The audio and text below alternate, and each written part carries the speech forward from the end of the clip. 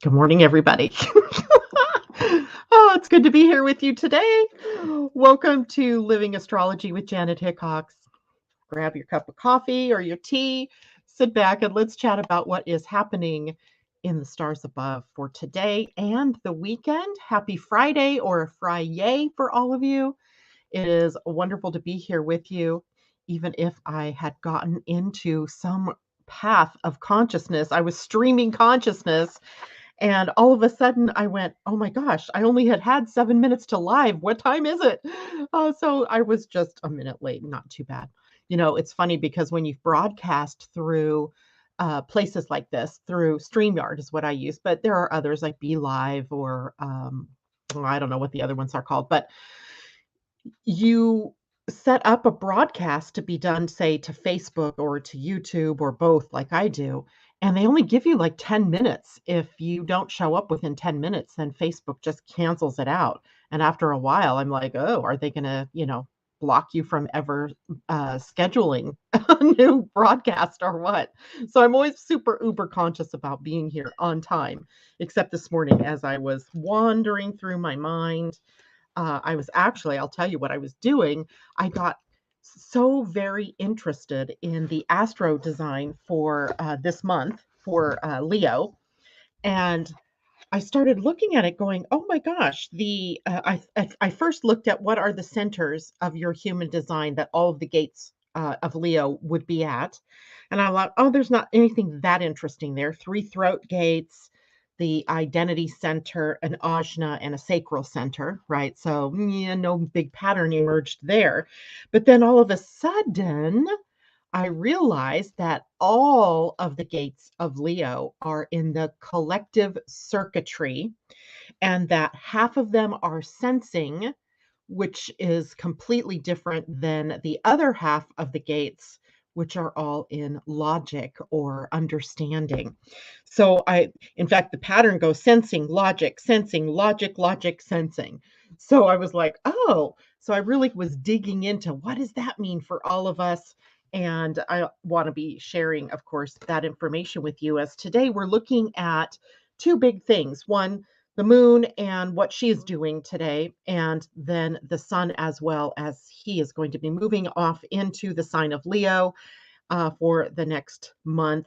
And that changes up the energy from the more protective, security oriented, Cancer energies, home, family, traditions, right, to the more Leo, extroverted, playful, let's get out in the sunshine and do something, be expressive energies of Leo. So it kind of changes up the direction that everything is going to be moving in for the next month. And we start this weekend, of course, with the sun moving into Leo, but also the moon moving into a sign, Gemini, that is favorable for the sun's progress through the sign of Leo, as the air of Gemini fans the flames of Leo, a fire sign. And so what we have is sort of some passionate energy, some conversational energy, extroverted energy popping up for the weekend. But of course, the weekend begins today. I always like to think of Friday as the beginning of the weekend. And today, the moon will be finishing up her transit through the sign of Taurus. And I want to talk a little bit about that and then move into the Gemini energy and then talk more about the sun in Leo, the aspects that the sun will be making while he is in Leo. It's not all going to be fun and play, that's for sure, because most of the contacts that the sun is making to planets during this transiting time, this Leo time, are going to be the outer planets. And the outer planets, of course, bring us into collective consciousness. The outer planets sort of set us up for things that might be out of our control. So we want to take a look at that and see what those kinds of things are going to be. And then finally, we'll take a look at the circuitry in our human design, astro design, to take a look at what it is that Leo is really trying to teach us in the grander scheme of things. But first, let's say good morning to people who are checking in with us. Debbie Tibbetts-Tumiel, hello to you and happy Friday. Good morning, Kajella and Tom. It's good to see you. Christine Buckingham, J-Lo, good to see everybody out there. It's a slow kind of morning, I see, because usually, right, you guys are all right on at the same time I'm coming in. But it's summer. People are probably off and running. Summer, at least in the northern hemisphere. Some of you that are joining from the southern hemisphere, you're probably a little bit lazier as it's winter for you. So in the summer, we're lazy because we spend a lot of time doing things that are fun, exciting, staying up later, staying out later. And in the winter, we're cocooning, right? Because it's cold or maybe it's dark early. I'm really enjoying the longer days and that sunshine energy. Although today isn't one of those sunshiny days, but that's okay. We're supposed to get heat next week, so I can handle the clouds and the cooler temperatures. I even had to drag out some winter shirts because it was kind of chilly this morning. Okay, so by the way, if any of you guys have questions this morning, please feel free to put them into the chat as I will briefly look at those questions later, and hopefully maybe we'll have a couple of minutes we can do some card readings today for people. So let's take a look at the moon in Taurus. What are we finishing up in this transit? As the moon is here until 10:11 p.m. my time. So that means evening time. For those of you on the East Coast, the moon isn't going to transit into Gemini until very early in the morning. So we're still finishing up this transit, but we also have a fairly long void of course moon beginning at 4:45 p.m. So about 7 hours, 8 hours, 6 hours, 7 hours, something like that. That ends our day. So I love it when the void comes at the end of the day.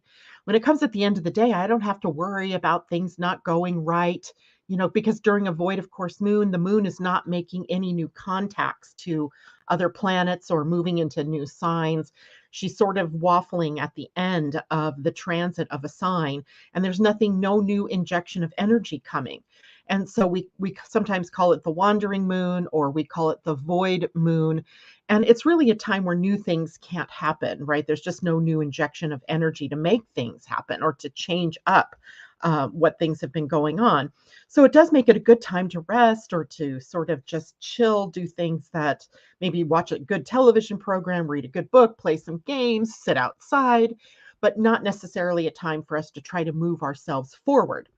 But during the bulk of the day today, we will be finishing up the transit to in Taurus with the moon, and she will be making connections with Saturn, with Neptune, with Pluto, and she already made a connection with Uranus earlier this morning. So we still have some powerful transiting moon energies that we want to work through. So let's talk about that first. The next one coming up for us will be the square to Saturn, and that's giving us an introspective, perhaps, start to our day, causing us to look a little more inward. Maybe we feel a little bit lethargic or a little bit slower this morning. I certainly noticed that right away with the way people were coming into the show this morning, how I was, sort of wandering around. So there's this more introspective, inward focused energy that starts our waking day today. Now, Saturn is typically duty and responsibility, and with the moon, sometimes that emotion of things that we have to do. And not necessarily the things that we want to do kind of feel like weights a little bit around our necks. So we may want to lighten our load a little bit this morning, take it a little bit more easy on ourselves. We certainly don't want to put on the back burner any responsibilities that we have. That's not what we want to do. But we really do need to be kind and gentle with ourselves as we start out the day. Now, a little bit later in the early afternoon, the moon will come into a sextile with Neptune. Neptune, the planet of our higher thinking, our higher spirituality, so our soul connection, if you will. And we become maybe more emotional and a little more sensitive, both psychically or intuitively, but also emotionally to what other people might be saying or to what the energies are that we are being presented with in the outer world. Maybe we feel a little more contemplative as that time goes on, or maybe our hearts swell because right away with the sextile to Neptune, within an hour of that, the sun moves into Leo. And I don't know if you guys sense it, but I often sense that energy shift when it happens. And I can almost always look at the clock and go, oh, yep, the sun has just made the shift into whatever sign that is, because I suddenly feel differently within me, or I start speaking differently. I start sharing differently. I just feel like a different energy has come in. And that's not good or bad. It's just that I feel that difference. And let me know if that's something that you guys notice too.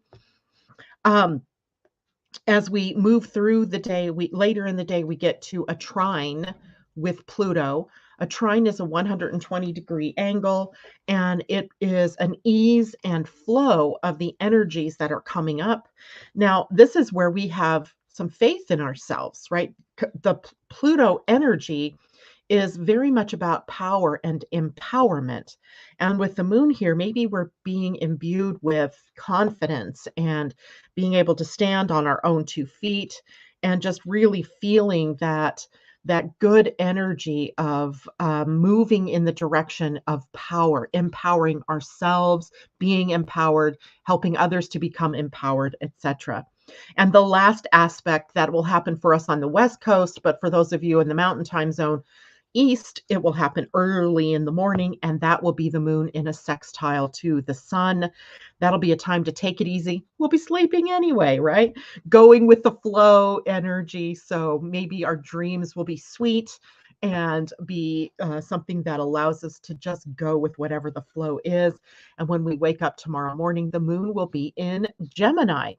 Now, before we talk about the moon in Gemini, I want to talk about the astro design of the day's moon, because she's moving through gates on the throat center, right? Late Taurus and almost all of Gemini energies are on the throat center. And in human design, the throat center mediates communication, obviously, the throat, the larynx, communication, but there's also manifestation here. So it connects our ability to bring our dreams into reality by what it is that we are saying. So it is sort of like that in the beginning, God said, and then there was. So we get a link to our voice, our words, and the creations that we make. And, interesting sitting here at the cusp of the sign of Leo that is very manifestation oriented, very self expressive, and potentially giving us a real strong push into being able to create from our heart centers. Although now with Taurus energy being the gate itself, so the gates and on the throat start in Taurus. So we kind of get this idea of really having to simplify when we put into words what it is that we want. What are we trying to create? So, kind of leaving it. So I know sometimes who was I talking to this week? And they were, wanting to create by putting all of these different words into a situation that they were creating or that they were wanting to manifest.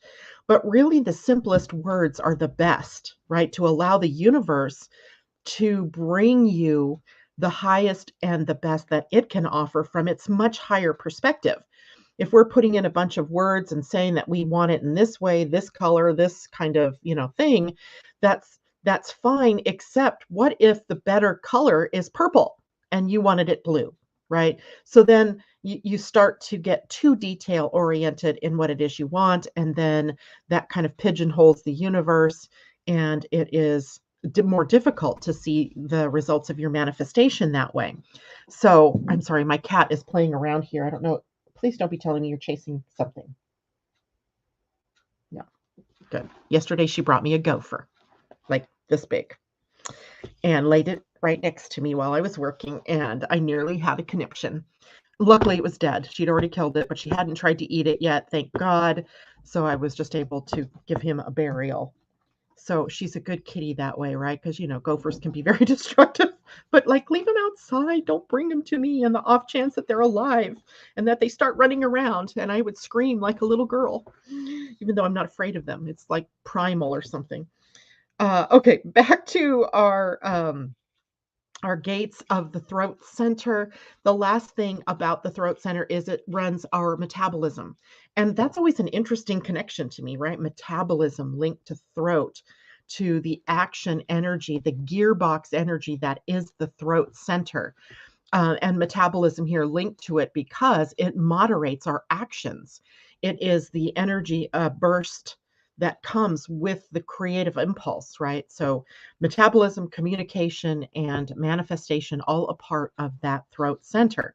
Now, the gates that the moon will be sitting at as we end our transit through Taurus is the gate 23.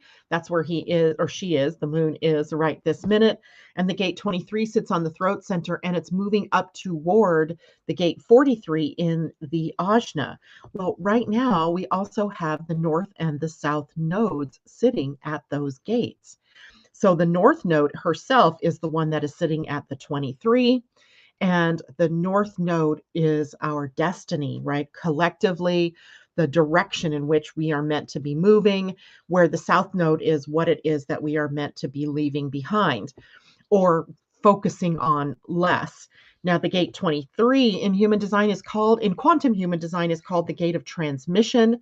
In the traditional human design, it's called the gate of assimilation. And it is really where the energy of what we want to create, the energy moving from the body centers or even from the head centers down to the throat become visionary, right? They become our ability to tap into a vision. So the 23 sees a higher vision, a higher purpose maybe behind everything. And it then attempts to put that transformational energy of ideas or possibilities into words that can then become creators of the reality. So the 23 is really important for us in terms of being innovative, in terms of teaching. It's sometimes called a teaching gate because its energy is really about bringing to the throat this idea of what's possible and what more can we do or how can we expand our creative energies. So the 23 gives us a good dose of being able to tap into that. But at the same time, in the colloquial way of looking at this channel, the whole channel that is connected right now by the south and the north node, we call it the freak to genius channel. The 23 is the freak part, right? The freak part, where the 43 at the other end in the ajna is the genius part. So the gene, and we all have this, right? We all have this. It just depends for you. Is it defined and, something you're broadcasting? Or is it undefined or open or white in your chart, which means that you're taking in the energy from others? But on one end, genius is where we have possibility thinking that is, like innovative, is outside of the box, is very unique. And then the 23 takes the freak or takes the genius and then puts it together in possibly new ways, right? In ways that we didn't expect, or sees a different pathway for how that energy can be expressed. And it's called the freak, right? The freak sees things in a different way. It sometimes is speaking from beyond its time or ahead of its time. And so, because anything on the throat center is projected energy meaning that it has to be pulled out of us via an invitation. So, in order to be seen as a freak, in order to be seen as you stating your genius, we want to wait to speak that to the right people in the right time. And the right time, of course, comes with an invitation. And also, timing sometimes comes from having the right people around you that to speak something to can actually lead to some kind of action, right? So if you're a metaphysician and you're in a room full of scientists, you might want to really meter when it is that you're going to say, how you're going to link science and spirit to the right timing, or else you might be seen in the wrong light, right? As being irrational, perhaps, or what have you. So that's the first gate that our moon is going to be transiting through today. And then she moves off to the gate 8. Now, the gate 8 is tricky. It's a good one. It sits on the identity center. So it's our soul. It's right, our heart center almost. And that center can become very vulnerable to criticism because it's so invested in its heart, in what it wants to contribute, in its way of going out and sharing, right? Love and direction, right? That's that center. So the gate 8 is called the gate of fulfillment in quantum human design. It is called the gate of contribution in traditional human design. Pretty much means the same thing. It is the search for our ability to contribute what we know, our genius, right? Our gifts, our talents to the world in whatever way that that happens. And we all have different gifts. We all have different ways in which we bring these things out and contribute from our genius. So here is the need to express ourselves authentically.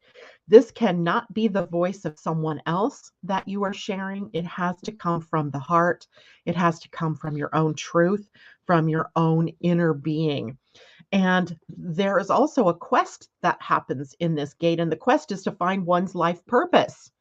And people who have the 1 and the 8 defined are often the people that when I do readings with, they're on this hunt for their life purpose, and they keep feeling like they're failing in finding their life purpose. Raise your hand and tell me if you've had that feeling where I don't have my life purpose. I don't know why I'm here. I don't know what I'm here to do. But in the truth of the matter is that your life purpose is to express yourself authentically, however that is. Maybe it's through your voice, maybe it's through the work you do, how you share your gifts with people, the way that you clean houses, the way that you organize cupboards, the way that you raise children. It doesn't really matter the what. It's that your life purpose here in this gate really shows us that to live authentically is to express yourself authentically to the world in whatever way that shows up for you. And as such, then there's a certain amount of vulnerability here because we might feel like to live our authentic self, to speak from our authentic self, might lead other people to criticize or judge us. And if we've had that experience in the past, then it can often lead us to shut down our contribution. So maybe what we might be looking at is places in our lives where we have shut down in some way for whatever reason, right? Maybe somebody said something, or somehow we picked up a thought that we weren't speaking truth or it wasn't right, whatever it is. This is a call for us to get back into our own authentic selves and to express the fullness of who we are meant to be. So we have that going on today as well.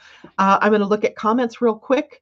Good morning, Catherine Worcester and Natasha. Good to see you. Tom says, question, would you weigh in on the Uranus event coming up in a week or so where Uranus conjuncts the lunar nodes at 18 degrees? Well, Uranus is already at 18 degrees.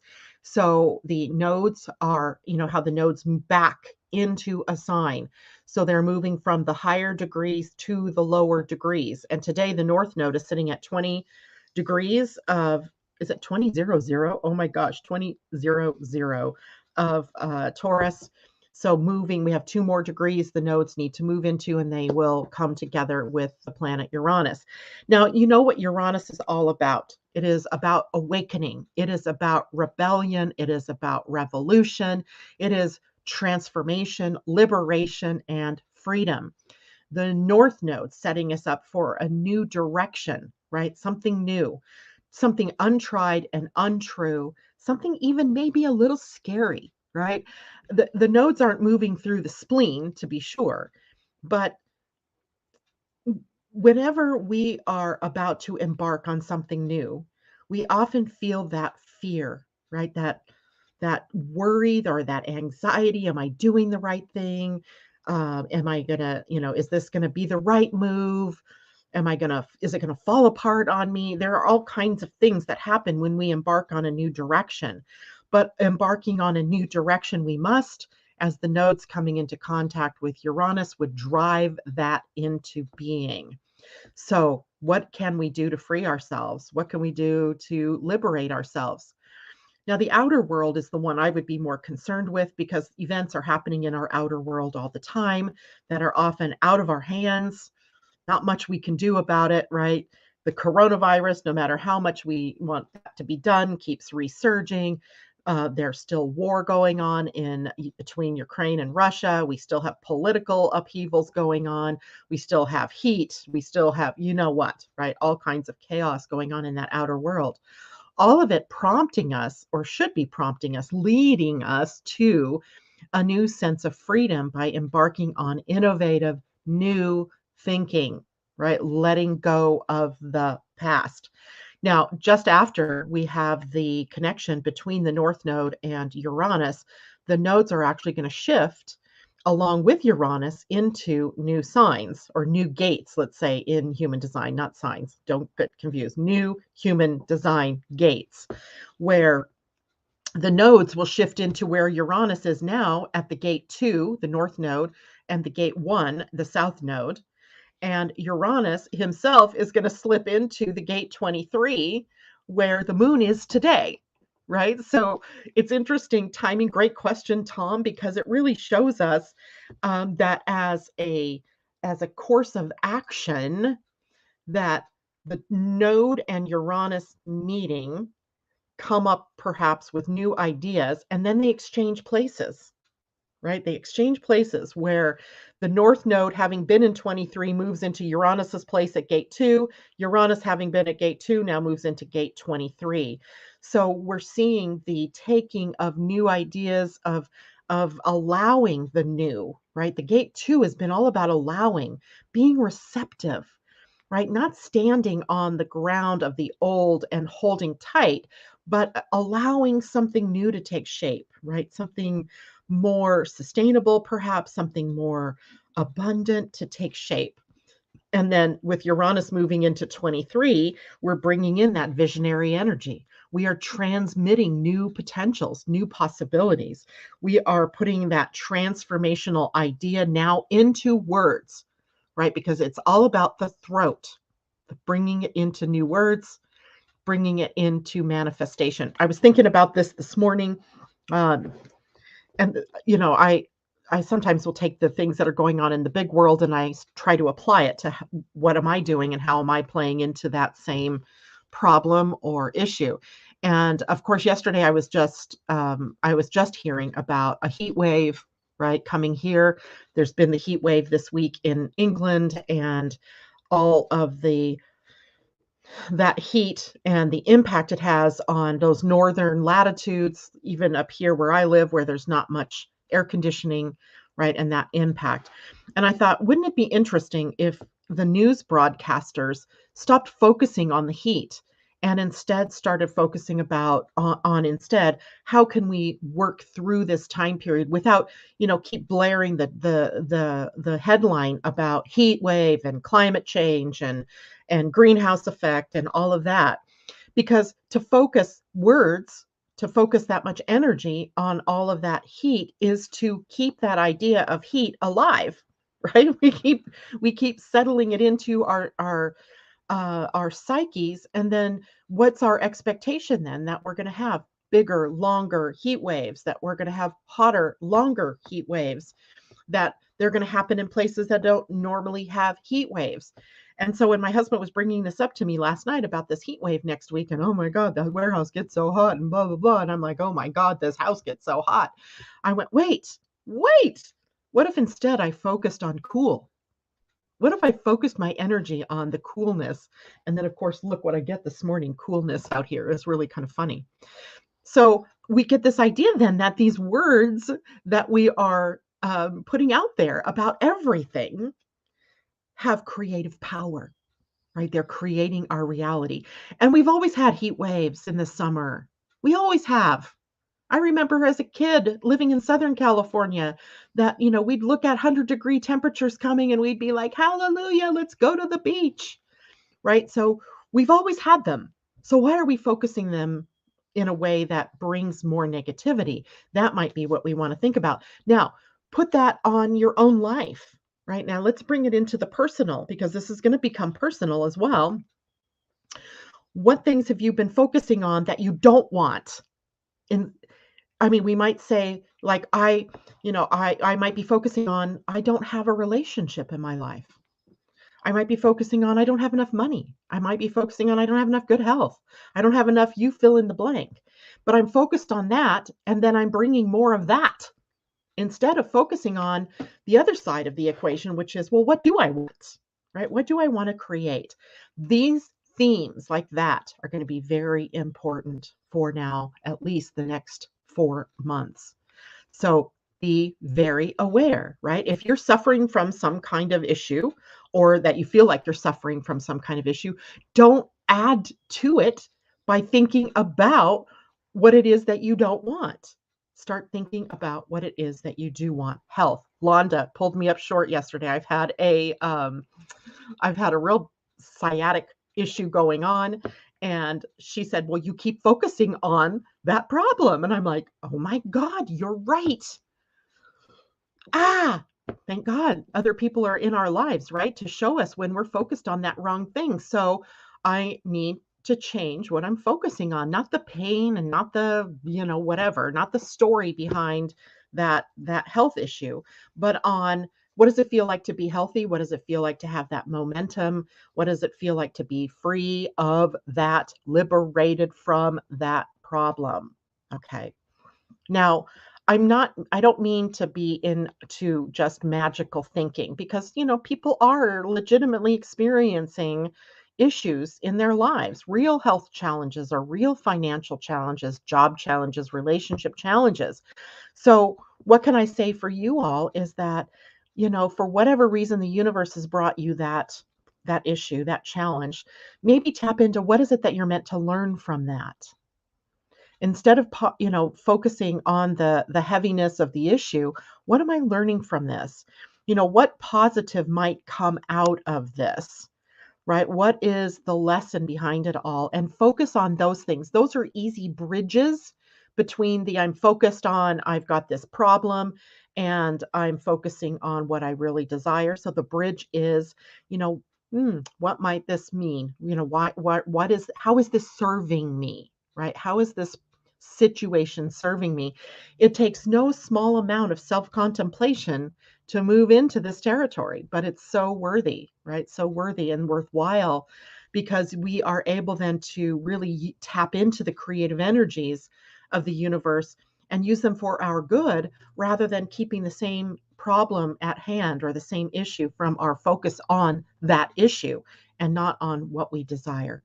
God help me. Does that make sense to everybody? Let me know. Christine Buckingham, if we are meant to leave behind our south node and our ascendant is in the same sign, what does that mean? To me, Christine, that's a call from your past lives, prior lifetimes, where maybe your viewpoint had gotten set in stone because we're dealing with ascendant now. Ascendant is how you see the world, how you see yourself in the world, and maybe the mask that you wear, to the world or in the world. What do you allow the world to see of you? And with the south node there, perhaps that I don't remember the sign that you have there. Is it Capricorn that you have there, maybe? I don't remember your south node, but anyway, taking a look at, well, where am I maybe consciously looking at things from the past? How am I seeing myself or comparing myself to something from my past? How is the baggage of the past weighing me down? Because the north node is where you're meant to move. And then your north node must be in the seventh house of relationships, right? Seeing yourself through the eyes of others, perhaps, or what if you're looking at your relationships, what do you see about yourself in those relationships? Because those can be calls for you to move in a new direction. It's not that there's anything wrong with you at all, but the south node in our chart is often where we've had an overabundance of focus on that characteristic or that style of being, and we're being asked to move in the new direction. Okay. Gail, good morning. Thank you, Janet. Taurus, Sun, Capricorn, Moon, and Scorpio rising. Really looking at this happening in my life today and lately. I love that. Kajella, anyone notice the sun is very white looking instead of yellow, more bright than I remember, and very intense? I have not noticed that. But the sun's light coming through our atmosphere is how, so this, it's the light coming through the atmosphere. So whatever's in the atmosphere would be what changes the way that the sun looks, or changes the way that the sky looks even. So I don't know what that might mean. I'm not real good at color changes. To me, where I live, the sun has been very golden yellow. I haven't noticed the whiteness, but white hot, right? White, maybe we're becoming enlightened. I don't know, but that's a great question. Tom, one could say an exchange of ideas in Lakesh. I am another yourself. I like that. Yes, yes, yes. J-Lo, here also we have a heat wave, rip currents, and random storms. There's always a heat wave, whether it's a few days or a few weeks. Every summer, it's all fear porn. Exactly, right? It's all fear porn. Now, that's not to say, it's not to say that the reality has been some of those temperatures are skirting the edges of records. But when you look at records, some of the records that are, we're reaching to, we're actually from, 50s, 40s. So what we have is maybe a repeating pattern, that some astrological maybe configuration from that time period is being repeated now. That's in the bigger scheme of things, but also every region that you live in has its own weather anomalies, and is also being affected by astrology, right? The state of Washington that I live in is a Scorpio state. I don't know what states you all live in and what signs they are, but you can tell maybe by the nation. For example, our country, the USA, is a Cancer country. I want to say Canada might be as well. Isn't your Independence Day July 1st? I think. Tom, you might can correct me for that. Um, so countries have birth dates that have signs that are affected by transiting planets, and it does affect the weather, right? The planets have an effect on the weather, and also states or regions, depending on the country you live in and how your country might be divided up into smaller principalities or provinces, provinces, can also have a birth date, right? So different patterns are happening around the world. I'm not going to say that we humans have not affected the climate in some way, but I really feel like we keep ignoring the fact that the Earth is a sentient being, and she is also affected by transits of planets, and is also on her own timetable, on her own evolution, and is going through something herself in terms of heating. So we've got to stop focusing on the hype, the drama, right? The trauma of it all. Yes, it's been hot in the UK, right? Yes. And yes, we're looking at the West Coast having a heat wave. But let's focus on things that we can do, right? On things that we can prepare, how we can prepare, and that type of thing, and not focus on the trauma or the drama of that event. I think that's what you're trying to say, Tom. Let's see. Christine, a Taurus. Okay, so you're letting go of Taurus and moving more towards Scorpio, self-mastery, right? Self-mastery. Okay. Uh, I've noticed the moon has been more golden lately. Yes, I woke up in the middle of the night with it as a flashlight in my eye. It was it's getting to be smaller now. It's moving toward new. So it was bright orange, though. Very beautiful. Canada's birthday is July 1st. So Canada and the USA are both Cancer nations, right? Cancer nations. Interesting. Okay, now, any other questions, please go ahead and put those in the comments. I want to talk a little bit about the sun in Leo and what we might expect around that. I love Leo time of year, maybe because I have a lot of planets in Leo, but it just feels to me like we get this opportunity for exuberance, for experiences, like being out in the world, vacation, rest, just fun stuff, right? It's a fun, loving sign. So it's fun in the sun kind of time for us. I know if you're in the land down under, it's not necessarily fun in the sun, but there's still fun in the inside, maybe, right? Fun inside. It's playful energy, right? It's playful. It's childlike enthusiasm. It's heart-centered energy. Leo energy rules the heart in the body, the literal heart, but as well as the heart when we think of love and romance, when we think of the blush of love and that feeling that rises within us of love. It is individual energy versus group energy. So often during this time period, we are trying to advance ourselves, right? We're trying to tap into the truth, the authenticity of ourselves and the voice of that authenticity, or the expression of that authenticity in the world. It is really time to shine our authenticity out in the world in whatever way that is, right? It could be in the work that you do, it could be in the songs you're singing, the music you're playing, it could be in the way that you're styling your hair, the colors you're wearing, whatever, right? Be authentic. It is also a time to be generous and magnanimous, as Leo has that big heart and that loving, giving nature. But the energy in Leo tells us about something else, that all of the giving energy has to be reciprocated, right? It has to be mutual. It has to be us allowing ourselves to receive as much as we're learning to give, and giving as much as we're receiving, so that it is a flow of energy.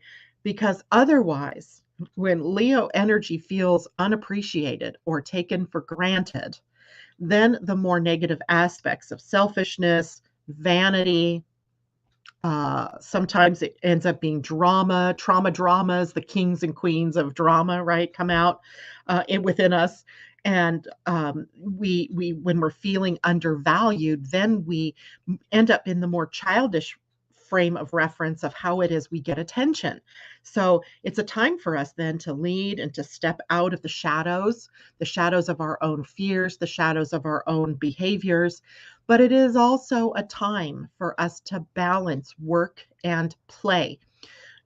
I I see a world often that is I end up participating in it.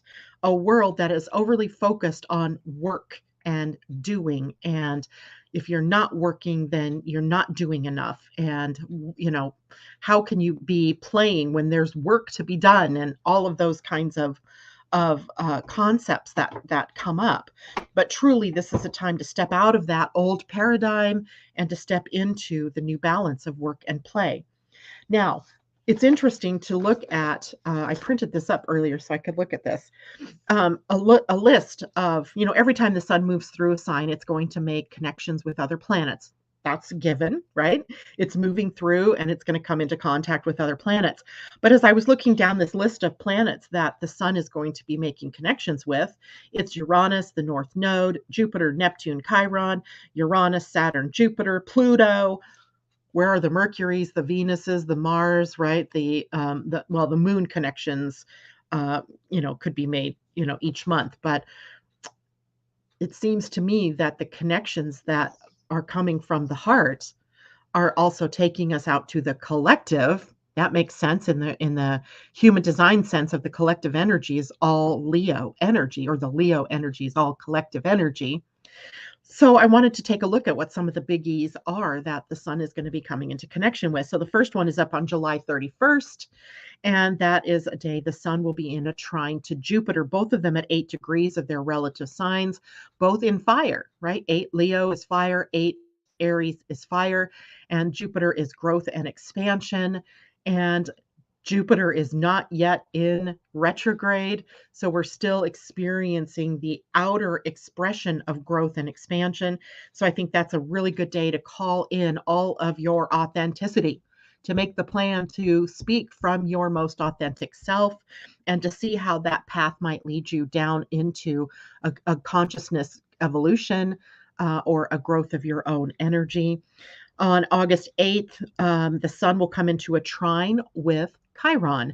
Again, Chiron in Aries and Leo or sun in Leo. So we have fire, fire again, a creative expression or a creative way to healing, perhaps a creative way to really strengthen yourself and to, kind of move forward despite the stories of pain and of suffering or of victimization, moving ahead, right? Becoming more interdependent with the people in your world, less focused on codependency and less focused on independence. Not that either one is necessarily a negative thing, but interdependency is we're all in this boat called Earth together. August 10th, the sun will square the north node, where earlier in July, it was more of a quintile. So let's see, today's the 22nd. So the 24th on Sunday, the sun is going to quintile the north node. Remember a couple of weeks back, we talked about quintiles, that quintiles are where we divide the astrology chart up into 5 places. So if we divide it by 5 and we get like 72 degrees of which is a quintile. And a quintile is kind of a special place. When a quintile comes up, it kind of shows us or points us in the direction of maybe a hidden talent or a hidden gift that's like latent, waiting to be expressed. So the sun, quintile the north node. What kind of talents lie within us as humanity, as a collective, not just as an individual, but as a collective that we've yet to tap into, that we can tap into. And then later, when we get into August, it becomes a square. And the square is going to challenge us to move toward that talent that we discovered, to move more fully into more heart-centered energy. So that is going to be, even though it's a square and that sometimes feels like it's more tense, or more filled with anxiety for us, it also is the tension of action. It's going to push us, right? And right around that August 11th date, we have the full moon. And I was just finishing that part of the August AstroDesign that I'll send out to all of you here before the end of next week. And it is interesting to see that that full moon is pushing in the same direction, right? It is this, what is new, what's untried, what can we take on and move forward without fear, like letting all that past baggage fall away. And possibly the most impactful aspect during Leo time will be when the sun comes into the opposition with Saturn, and they will both have that opposition at 21 degrees of Leo, 21 degrees of Aquarius. And it's an, Sun and Saturn. One is the shiny of our ego, right? That ego self. Saturn is going, yeah, but what are you going to do with it? What has the benefit been to others by your doing that? So sometimes we can feel a little maybe tired, maybe we've over focused in the wrong areas.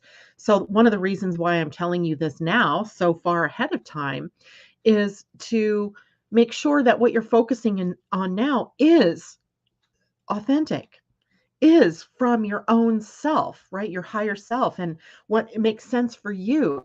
Because if we get to the sun opposite Leo and we've been focusing on what we think we are or who we think we are or doing things that we think other people want us to do, then it's going to be a little bit more of a comeuppance for us than a reward. But if we've been doing all the work between now and then that opposition might bring us some reward. We might start to see the fruits of our labors, the things that we've been doing, the results of being authentic, either in maybe financial considerations or in how we feel, in about how people are relating to us.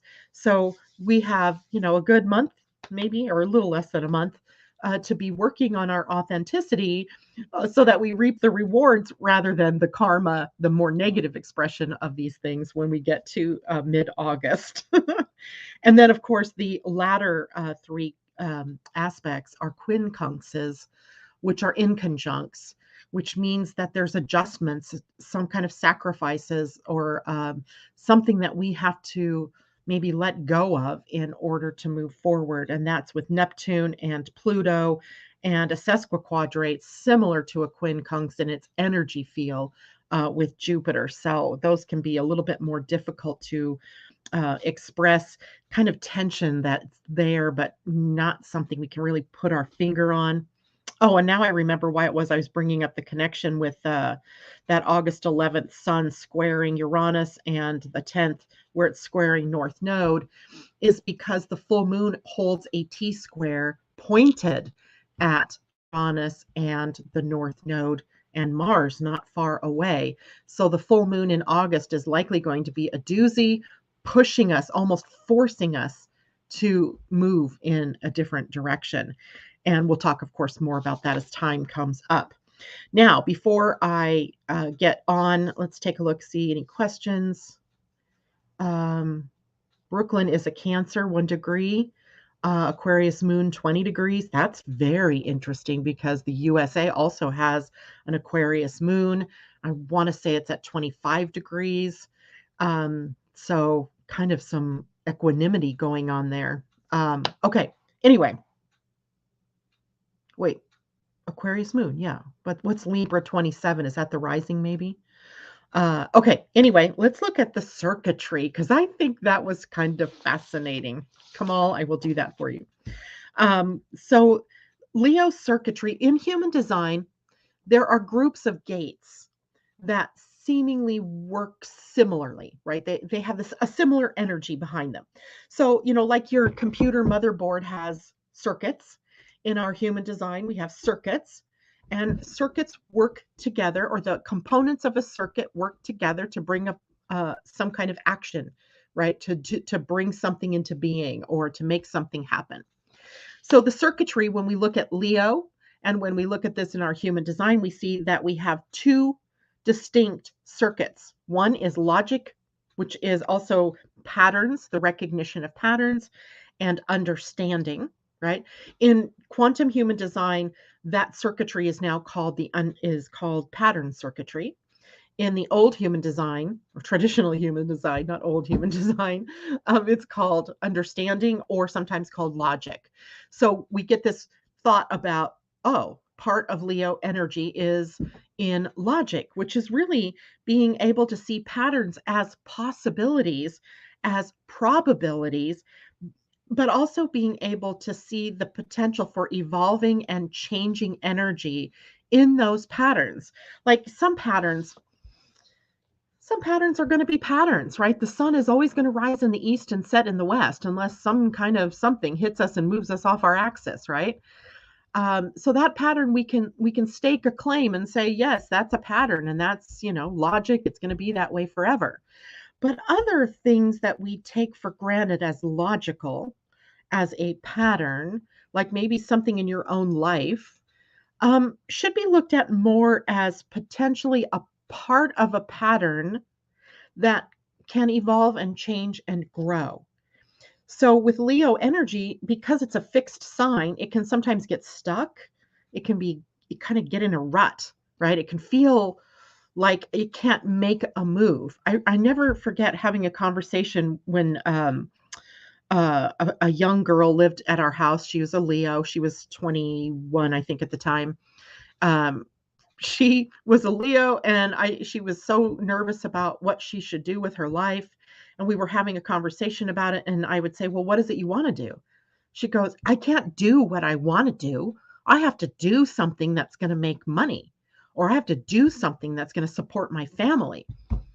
And I went, oh my gosh, where did you get that idea? Right? Leo, heart. You're following your heart. You're doing what feels good to you, right?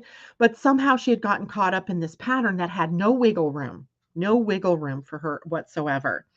Now, that's a part of the evolution in Leo energy, right? We can start to really tune in to where are our stuck places, right? Because we all have them somewhere, right? If you're not living your life 100% aligned to who you really want to be and living life and loving life and having, great experiences, looking at challenges that come up in your life and going, okay, let's just get to this and let's move through this, then you're likely stuck, right? Stuck somewhere.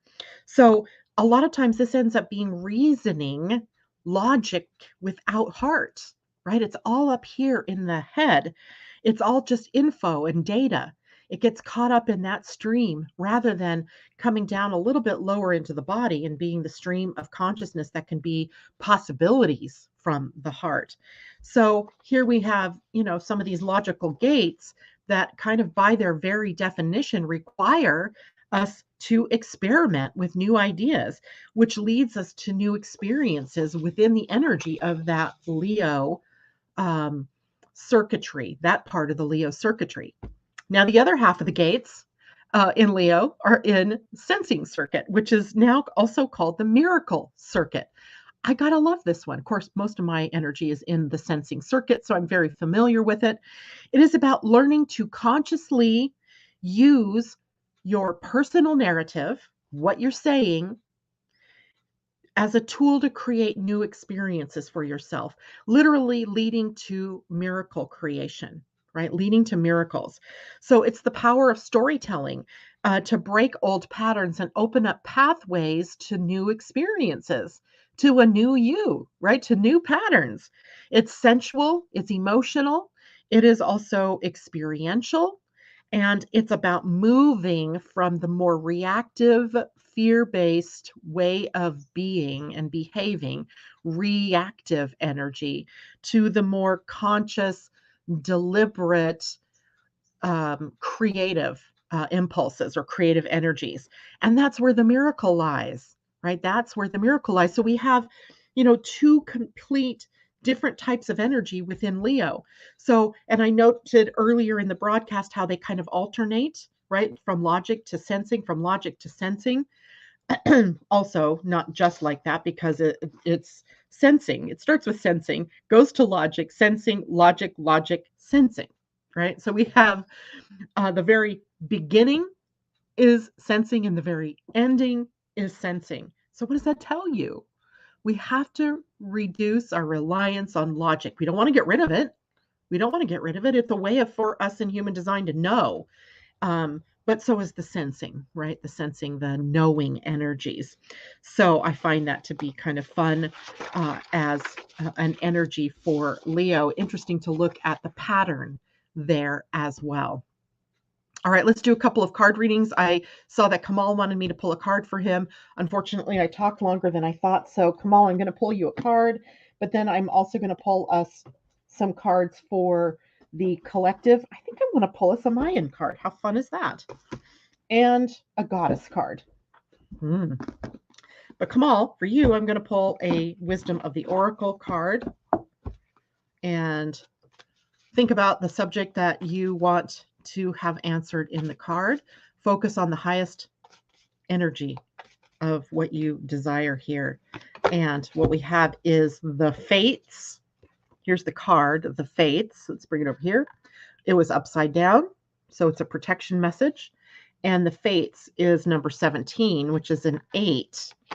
That kind of brings us into the infinity symbol, right, of spirit connected to matter, or physical human heart-to-heart connection between humans. So 17, come on. All right, but it's in protection, so let's read that. It is difficult to understand why painful things happen to good people. Fate is a mystery after all.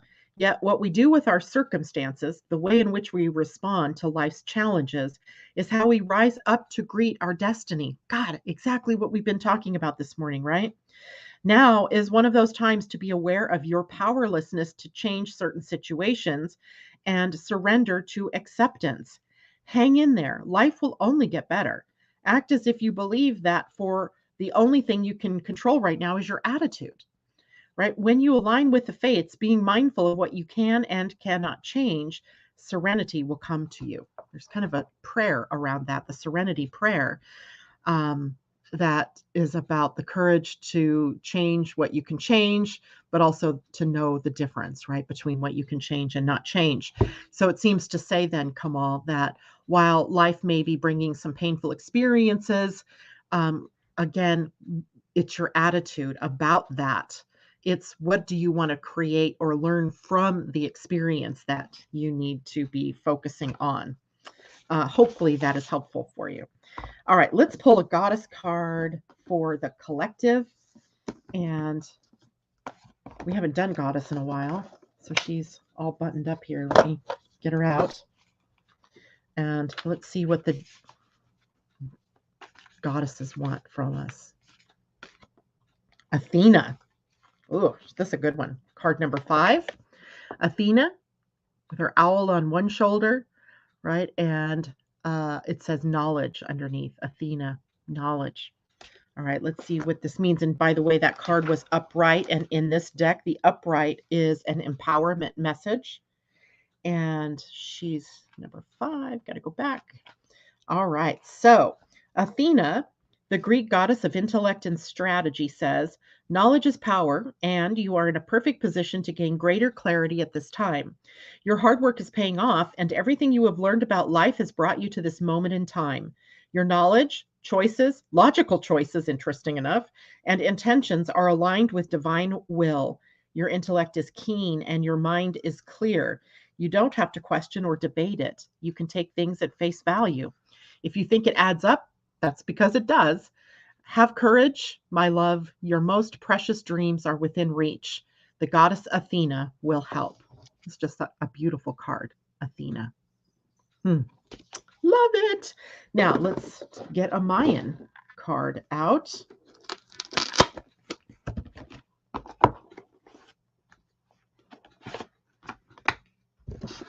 And see what wisdom we get from the Mayan deck. And whoa, that one came out. Realm Shift. Cambio de Reino. So it's a star. And I think this is, it's an interesting card because it's not part of the day and it's not part of the universal number. I think this is, what do they call these cards? Got to find them first.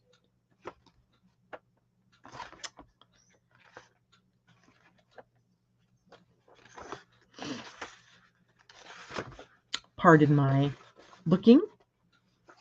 These are called the journey cards, the archetypal star. No, that's the lenses. There we go. So we are at Realm Shift. So 145. And here we go. So Realm Shift. Here we go. Quantum Leap. Expanded reality. Walking into the unknown. Becoming open awareness. Openness to possibilities. Flexible assemblage points. Accelerated change. It says, loosen your moorings, journeyer, make room for miracles and expanded realities. Holy cow. So the goddesses are telling us about the logic, and now we have the Mayans telling us about the miracle network, or the miracle network, the miracle circuitry. In receiving this lens, you are being asked to take a quantum leap beyond the confines of your known reality. You are becoming open awareness, an open system. You in this reality are entering a total shift of realms. Because of humanity's mass agreement about how reality is, you may have constructed your reality based on fixed beliefs in such things as restriction, denial, limitation, and judgment. However, when humanity reaches the critical threshold of change in its belief system, reality shifts to reflect that change. Set aside how your reality appears. See the universe as an inseparable whole, one hologram made up of a vast web of interwoven possibilities. You can affect and draw from that energetic field now. You can create the reality you choose. A shift of realms is taking place. At this nexus of time and space, powerful galactic energies are meeting your expanding perception of what is possible. Anything you have defined in a limited way is open to transformation. Perhaps you have seen this expanded version of reality in moments of extreme crisis, strong emotions, plant medicine experiences, deep meditation, severe illness, or a near-death experience. After such moments, all things look different, and the potential of all possibilities emerges. That is because the assemblage points of your reality have been shaken loose. Receiving this lens asks you to consciously loosen your assemblage points and allow them to remain flexible. Take a quantum leap into the fluidity of unfixed beliefs and expanding realities. By flexibly choosing to move into the unknown, a complete and marvelous reordering of your world awaits you. Need I say more? Realm shift, right? Realm shift. All right. That is it for me today. You guys take care. Have a wonderful weekend. I'll see you on Monday, where we'll take a look ahead at the energies for that week. Take care. Thank you so much for joining me. Bye for now.